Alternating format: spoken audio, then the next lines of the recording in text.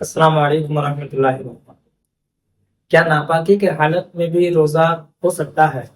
جیسے ہمارا نائٹ فیل ہو گیا یا پھر ہسبینڈ وائف ساتھ میں ہم لوگ سوتے ہیں، تو اگر ہم ناپاک ہو گئے تو ناپاکی میں اگر ہم روزہ رکھنا چاہتے ہیں تو کیا اسی وقت غسل کریں گے، یا پھر ناپاکی میں اگر ہم سحری کر لیتے ہیں اور بعد میں غسل کرتے ہیں تو ہمارا روزہ تب بھی ہو جائے گا؟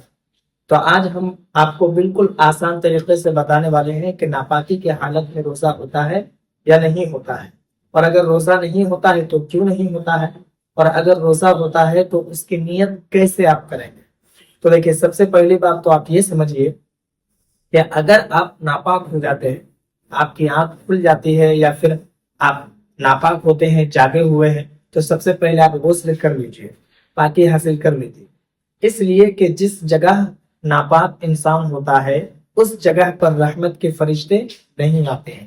یہ حدیث مبارکہ ہم نے آپ کو بتایا، نبی کریم صلی اللہ علیہ وسلم نے فرمایا کہ جہاں پر ناپاک انسان ہوتا ہے وہاں رحمت کے فرشتے نہیں آتے ہیں۔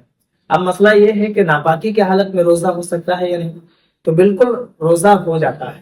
ناپاکی کی حالت میں اگر آپ سحری کرتے ہیں تو سحری بھی آپ کی ہو جائے گی، بغیر سحری کے اگر آپ روزہ رکھتے ہیں تب بھی روزہ آپ کا ہو جائے گا، لیکن تاخیر کی وجہ سے اگر آپ کی نماز قضا ہو جاتی ہے تو اس کا گناہ آپ کو ہوگا۔ تو اس لیے بہتر ہے کہ آپ جیسے ہی ناپاک ہو جاتے ہیں آپ پاکی حاصل کر لیجیے۔ اور اچھا، ناپاکی کی حالت میں جیسے آپ سحری کریں گے یا پھر روزے کی جو نیت کریں گے تو کیسے کریں گے؟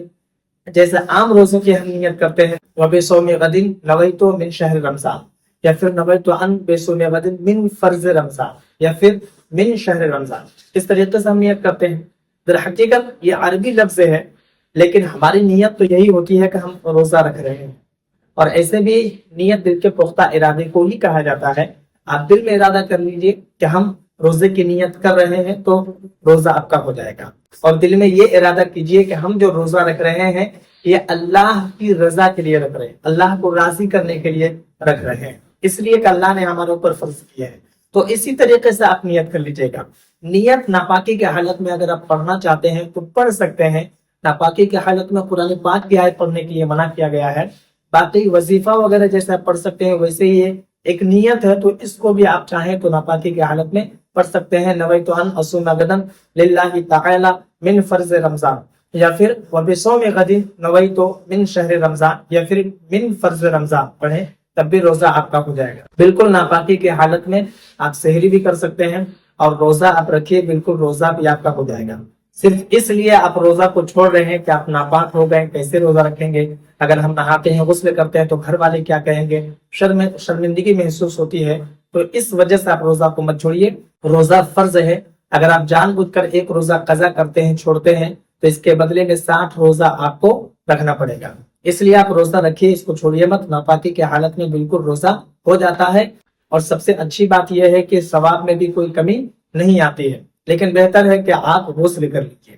آپ سے گزارش ہے کہ ویڈیو کو زیادہ سے زیادہ لوگوں میں شیئر کیجیے۔ ہو سکتا ہے کہ بہت سارے لوگوں کے ساتھ یہ معاملات ہو اور وہ کسی کو شرم کی وجہ سے پوچھ نہیں سکتے ہیں، تو یہ ویڈیو اگر ان تک پہنچ جائے گی تو بآسانی ان کا مسئلہ حل ہو جائے گا۔ باقی اگر آپ کے من میں کوئی سوال یا پھر کوئی ڈاؤٹ ہوتا ہے مجھے کمنٹ پر ضرور بتائیں، اور اگر نئے ہیں چینل پر تو چینل کو بھی ضرور سبسکرائب کریں۔